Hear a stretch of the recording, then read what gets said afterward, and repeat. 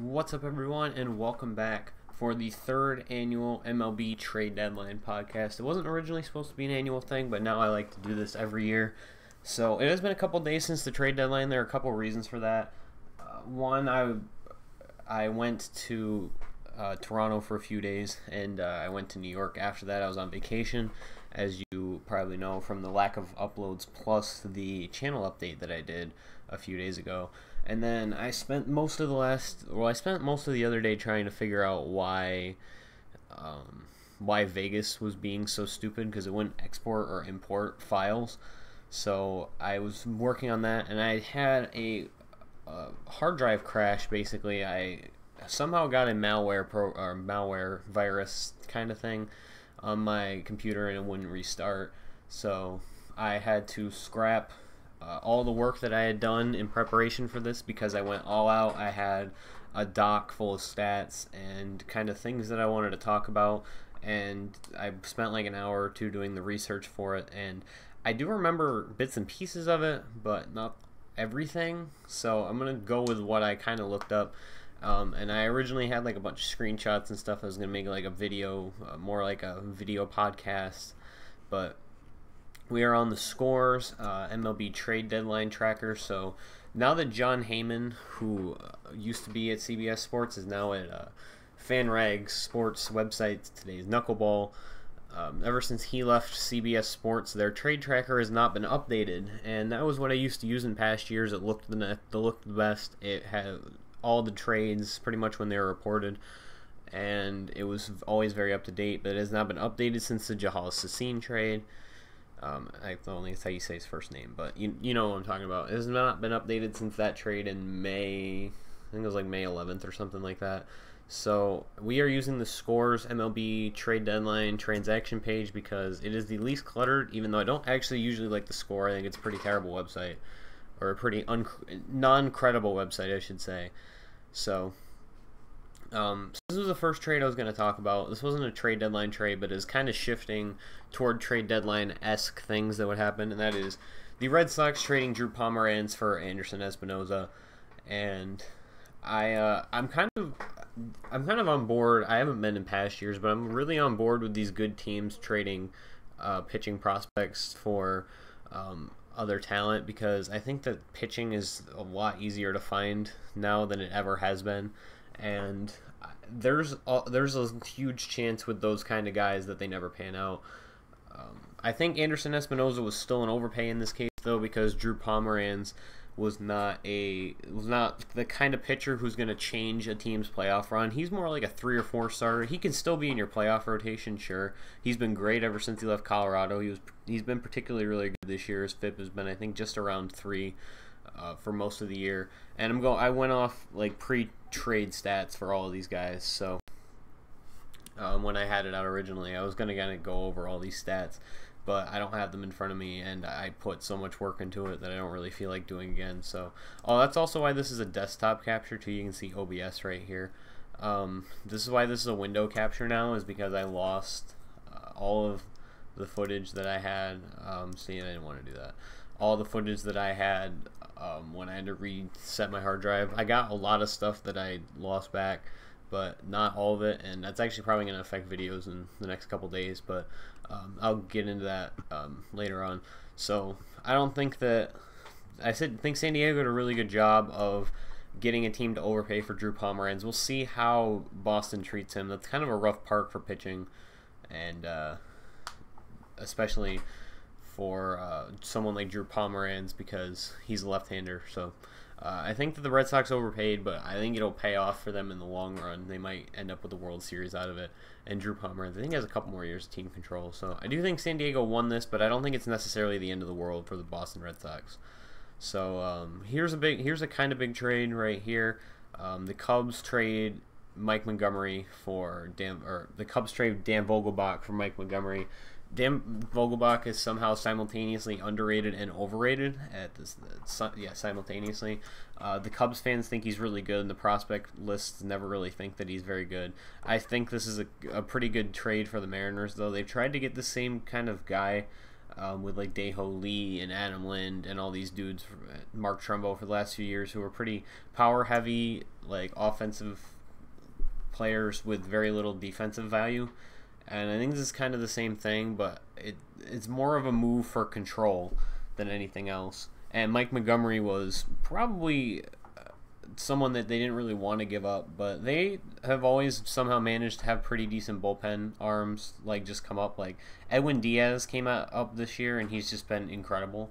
Like they just get these dudes out of nowhere. Mike Montgomery was kind of another one of them. He was a starter originally, but he's been great in relief this year. So I think that the Mariners did a pretty decent job capitalizing on an asset that is still kind of unproven, and they don't really need. It's a very replaceable. It's a very replaceable asset for them, but at the same time, I don't think it's the end of the world for the Cubs. So I'd call that trade even. The Cubs traded Adam Warren, Gleyber Torres, Billy McKinney, and Rashad Crawford for Aroldis Chapman. And I think that's really a good trade regardless. I'm not really going to talk about off-the-field stuff, but it's really a good trade for both teams. The Yankees got another infield prospect, which they probably didn't really need, but he actually might be better now than Starlin Castro is, because Starlin Castro this year has been pretty terrible. Billy McKinney I've liked for a few years as a prospect. I thought that he was like a big piece, maybe not a big piece. I thought he was like a steal of a throw-in in the trade for Jeff Samardzija a few years ago when they traded Addison Russell and Billy McKinney for Jeff Samardzija and Jason Hamill and others. So I always kind of like Billy McKinney. I thought he could be a pretty good player one of these days. So I like that pickup by the Yankees. And I didn't really learn much about Rashad Crawford in my research. I think he was like a really lower level prospect. But Adam Warren had a pretty good few years as a Yankee, so as both a starter and a reliever. So it'll be nice to see him back there. I actually kind of liked him too when he was a starter for them. I thought he was a pretty solid pitcher. The Blue Jays traded Hansel Rodriguez for Melvin Upton Jr. and cash. So they're pretty much, San Diego covered, I think, $17 out of $22 million of Melvin Upton's contract. I think that's a pretty good trade just from that perspective. Melvin Upton's definitely had his ups and downs throughout his career. He's pretty good in Tampa Bay. He was horrendous with Atlanta, and he's actually been pretty good with the Padres, which is surprising because they don't really necessarily have a very hitter-friendly park. I like that trade for the Blue Jays. I think the Padres definitely could have gotten more and not had to have someone eat as much cash, but at the same time, they didn't do terrible. I'd still say it's a win for the Blue Jays, though. Joaquin Benoit for Drew Storen, I'd say that's also a win for the Blue Jays. I think Joaquin Benoit has a better chance of turning around his season than Drew Storen. Drew Storen's just been disastrous this year. I don't really know if he's going to get any better. I think he's one of those years that you just have to suffer through and try and come back from next year. Joaquin Benoit has actually been they've been kind of on reverse trajectories where like Joaquin Benoit has had a few good performances leading up to this trade, and then he had one kind of terrible performance, but Drew Storen's had like a few pretty bad performances. So this trade's pretty irrelevant. Eduardo Nunez for Adalberto Mejia. I kind of like Eduardo Nunez from an on-base perspective. Other than that, he's not really that great. He doesn't hit for a lot of power. He plays okay defense at a few positions. He's pretty much just going to be like a throw him wherever on the field, get his bat in the lineup, and get the on-base percentage up there. This was an interesting trade. Andrew Kashner and Colin Ray. I actually saw Colin Ray pitch the other night. Well, actually, it was like a week ago now. I saw him pitch a week ago when he was still on San Diego. When I was in Toronto, I went to the Blue Jays game on Monday where it was Aaron Sanchez versus Colin Ray. And actually, if I went Tuesday, I would have seen Kashner. And Ray didn't really look that great in the game, and he actually really hasn't had that great of a season in general. But apparently the Marlins thought it was a good idea to throw him into the rotation. And then he got injured, and they immediately traded him back to San Diego for Luis Castillo. So pretty much they got Andrew Kashner and some prospect and some cash, actually, for Josh Naylor and Carter Capps and Jared Kozar. I think really they're going to notice the loss of Carter Capps because he's been pretty amazing for them ever since he was traded over from Seattle. He was causing controversy a couple years ago for how good his delivery was. They thought it was illegal because he had such a strange delivery that was also extremely effective, and he's been really good this year too. So I think that actually this trade might hurt the Marlins in the long run, and just for that I'm actually going to call it an even trade because San Diego didn't necessarily help. They helped out the Marlins from the perspective of they gave them Andrew Cashner and cash, but they took a couple assets away from them that could have been very useful down the road. So I'm going to call this a slight win for Miami, but just because I don't think San Diego got any big long-term pieces out of this now that they gave back up Luis Castillo. If they had traded back Carter Capps when they got Colin Ray again, it would have been pretty even. But anyway, the Nationals got Mark Melancon in exchange for Taylor Hearn and Felipe Rivero. I thought this was a pretty dumb trade from the Pirates' perspective of things. Ever since Mark Melancon's come over, he has had an ERA below 2 and a FIP of, I think, 2.12. So he's been amazing for them, and they're still trying to contend for a playoff spot this year, and they didn't really get anything great in return for him. Felipe Rivero's pretty good. He's been good his last couple of years with Washington, and I don't know anything really about Taylor Hearn. But I think that Mark Melancon's one of those guys you hold on to, and then I think the draft pick that they would have got out of tendering him a qualifying offer would have been a little bit more valuable than Hearn and Rivero. But that's just me. I think the Pirates made a really bad trade right here, and the Nationals did very good. So obviously the judging of these trades might change based on prospects that get thrown into these trades that pan out like specific ways. So but this is just like an in-the-moment reaction to what I think is how I think this is gonna help out this year, and maybe a little bit down the road. But from what I project. But I think the Melancon makes the Washington Nationals a much better team. Papelbon has been terrible, so this is a huge win for the Nationals. They didn't give up barely anything, and they got an elite reliever. So anytime you can do that, it's pretty great. This is a minor trade, but I still kind of want to talk about it. Billy Burns for Brett Eibner. You're really kind of swapping. Billy Burns has two skills. He's very fast, and he puts the ball in play. He doesn't really strike out, but he also doesn't walk a whole lot, which is why he's had a kind of rough season this year after hitting 303 with a 335 on base last year. I think it was something like that. He's a really hit or miss. He's going to put the ball in play a lot, but if his BABIP is low, he's not going to have much success. And I actually don't know what his BABIP is this year, but just watching him, he just doesn't really play any different than last year. I think this is a long-term power play because then they can put Jared Dyson on waivers and maybe trade him at this deadline or in the offseason, and they'll have a Jared Dyson type to put into that role of occasional outfielder, puts the ball in play, steals bases. He plays pretty solid defense. Brett Eibner is a little bit more of a power guy. He still has room for development. I really think Billy Burns is what he is at this point. But I think Brett Eibner can be a pretty solid player down the road for the A's, and I think this is a solid trade for them because I actually think Billy Burns is pretty overrated, but that's just me. Atlanta traded for Matt Kemp. They gave up Hector Oliveira, who's actually currently under investigation for domestic violence and was DFA'd by San Diego immediately after they acquired him. I don't think he's ever going to play in MLB ever again. So I think this trade was just pretty dumb for San Diego because they basically gave Atlanta Matt Kemp and cash for nothing. And Matt Kemp's not nearly the player that he used to be, but he's still a pretty solid guy. I would trade for him on my team. I mean, his contract's not the greatest, but if they're going to give up cash with him anyway, they could have definitely done a lot better than Hector Oliveira. Major loss for the Padres and pretty big win for Atlanta. First really, really big trade that might change the playoffs is Cleveland acquiring Andrew Miller for Clint Frazier, Justice Sheffield, J.P. Fairstein, Fairreisen. I'm not going to say that name ever again, so it won't matter. And Ben Heller. I think that Cleveland or New York could have done a little bit better here, but Clint Frazier is one of the best prospects in baseball, and Justice Sheffield another top 100 prospect. And these other two guys are still very young and could turn into something good. But Andrew Miller is, for the contract and the performance, the best reliever in the entire league. And he's under contract for the rest of this year for very cheap, and then 2 more years at $9 million. So I actually think this was kind of a steal for the Indians from that perspective. And I'm actually going to say that they won this trade just because the prospects they gave up weren't nearly as much as some people were talking about. If they wanted to get Andrew Miller, they were going to have to trade at least 2 outfielders and and Justice Sheffield. So the fact that they only gave up Clint Frazier and Justice Sheffield out of that, they were thinking that they were going to have to give up Bradley Zimmer and Clint Frazier. So, from what I read, so I'd say that Cleveland won that trade. But they're a loser from the perspective of the Jonathan Lucroy trade getting next. So I don't know if they're the team to beat in the AL. I'll talk about that at the end.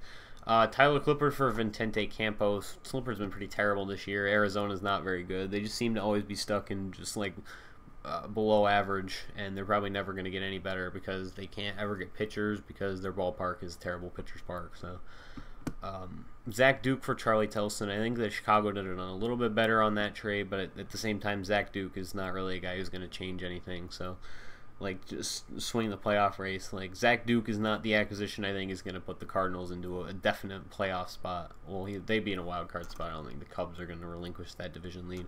Wade Miley for Ariel Miranda. I think they're pretty much the same pitcher. He hasn't been in the majors yet, but he's been a pretty okay minor leaguer for the last few years. They get more control on that. Wade Miley is pretty much the definition of average. He's been terrible this year. Well, actually, he's probably been like just slightly below average this year, but he constantly has a better FIP than his ERA. And I actually, for a few years, thought he was kind of underrated. He was like a 4-win pitcher last year, but this year's Wade Miley is kind of But maybe Baltimore will fix that. I don't know.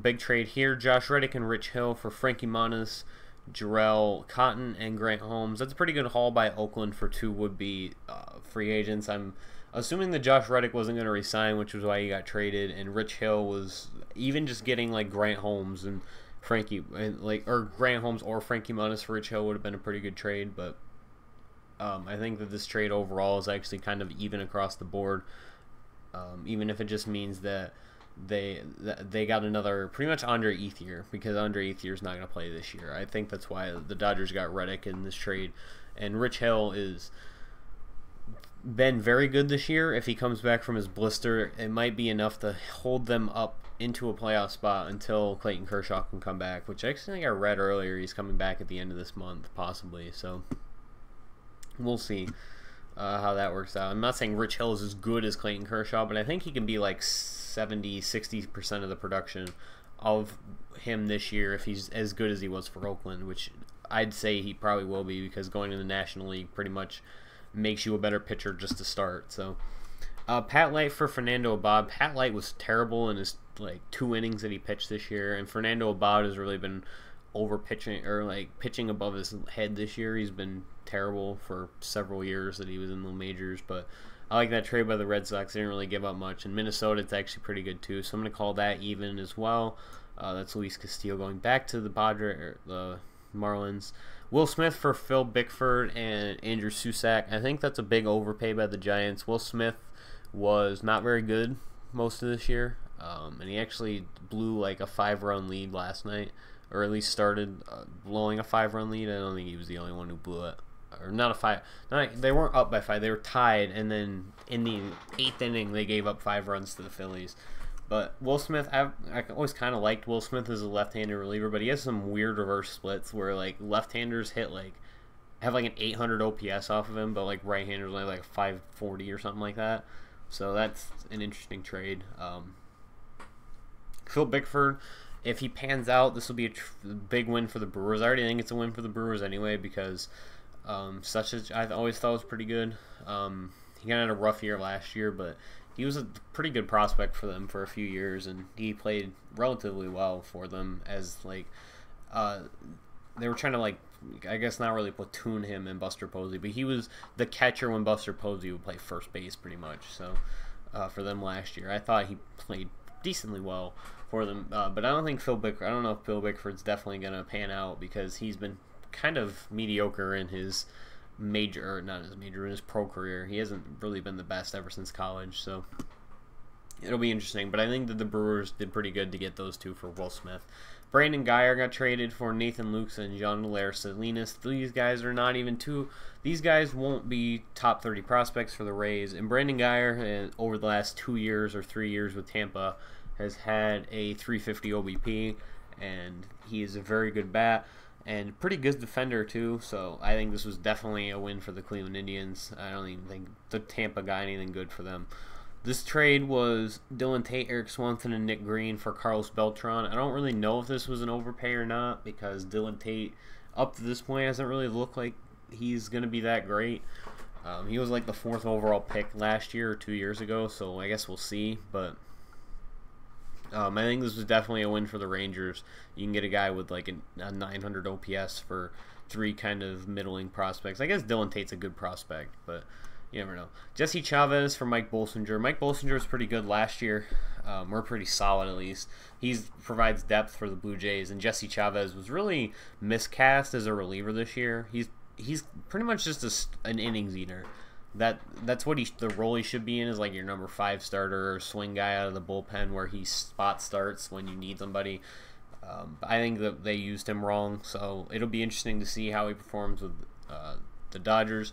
They got Scott Feldman, who was kind of in a similar situation with the Astros this year. He should just be a guy who eats innings, throws like 89 to 90, like not a very good, like not anything with velocity. He wasn't a very great pitcher, but he eats innings and he performs solidly.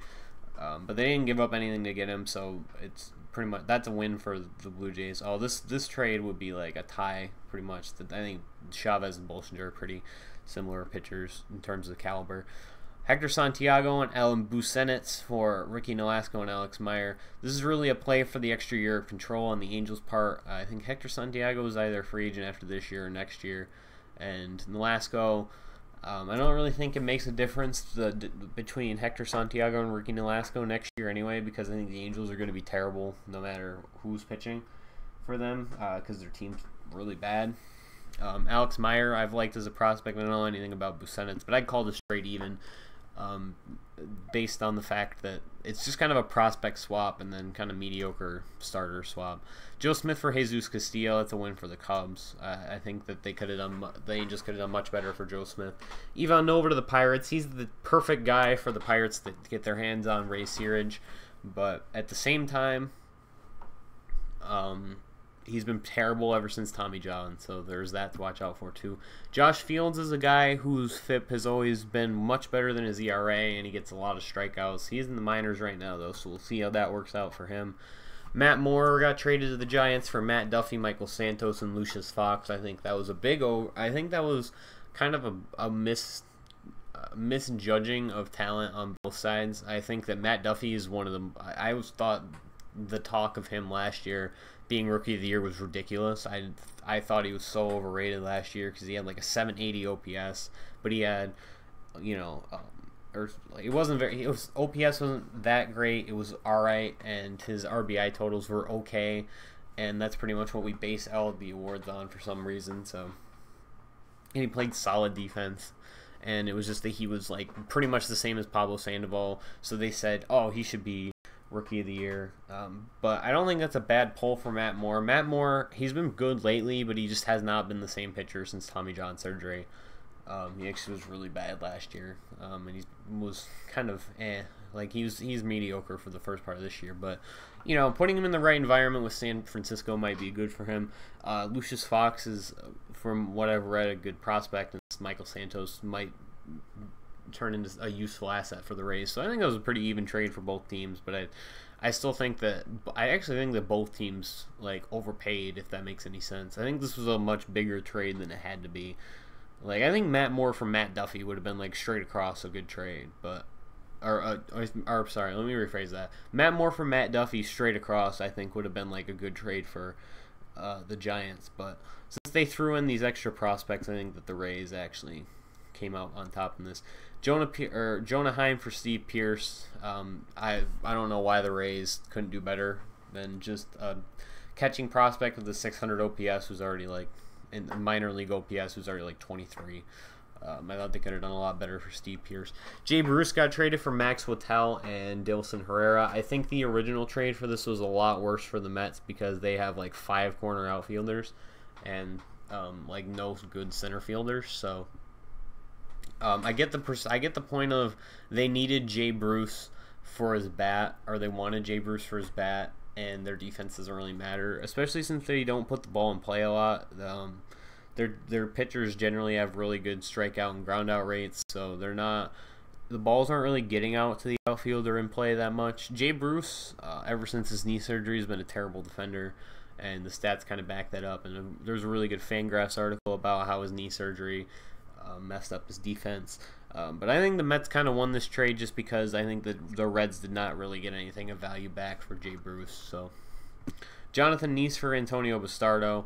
Last year, these guys actually played for these teams that they got traded to. I think Bastardo had a kind of rough year, but you know he's a reliever. He's gonna go up and down. And John Nice has been terrible this year, so I think it's just kind of a swap of assets just to give back. And out of the bullpen, I'd rather have Antonio Bastardo, but that's just me. And John Nice was terrible out of the bullpen in the postseason last year. So we're closing in on the very end of this. Jonathan Lucroy and Jeremy Jeffress for Lewis Brinson, Luis Ortiz, and a player to be named. I think the Brewers could have done a little bit better here. I think they could have got another pitching prospect, but we'll see how this player to be named ends up being. Jeremy Jeffress pretty much fits into the Rangers kind of mold of their bullpen right now, where they have really solid guys who don't get strikeouts, and he's another one of them. So, and Jonathan Lucroy, I would have liked a lot better on the Indians, but I guess I'm trying to think of how to articulate this. The Rangers had really bad catchers too, so I don't think they're nearly as bad as the Indians catchers, but at the same time, I think that if Lucroy had gone to the Indians, I think it would have had a much bigger impact on them than I think does the Rangers. But we'll see about that. I think the Rangers are still.